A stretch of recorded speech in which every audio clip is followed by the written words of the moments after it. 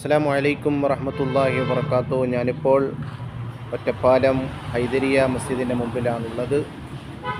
ഇന്ന് നാട്ടിലേക്ക് പോവുകയാണ്. ഷൊർണൂർ വഴി ട്രെയിനിൽ കോഴിക്കോട്ടേക്ക് പോവുകയാണ്. ഹബീബായ റസൂലുള്ളാഹി സ്വല്ലല്ലാഹു അലൈഹി വസല്ലമ തങ്ങളുടെ ഒരു വിശുദ്ധമായ ഹദീസ് നമുക്കിന്ന് പരിചയപ്പെടാം. ഈ സമയത്ത് പരിചയപ്പെടാം. റസൂലുള്ളാഹി സ്വല്ലല്ലാഹു അലൈഹി വസല്ലമ തങ്ങൾ പറയുന്നു, ലാ തഹ്ഖിറന്ന മിനൽ മഅറൂഫി ഷൈഅൻ ഹത്താ അൻ തൽഖാ അഹാക ബിവജ്ഹിൻ തുലിഖിൻ. ഒരു നന്മയെയും നീ നിസ്സാരമായി കാണാൻ പാടില്ല.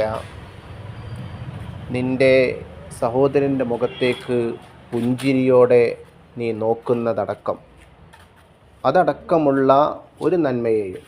അപ്പോൾ പുഞ്ചിരിക്കുക എന്നതൊരു നിസ്സാരമായ സംഗതിയായിട്ട് നിനക്ക് തോന്നും. പക്ഷേ അത് നിസ്സാരമല്ല, അത് വലിയൊരു നന്മയാണ്. പുഞ്ചിരി എന്നത് വലിയൊരു നന്മയാണ് എന്ന് പഠിപ്പിച്ചു.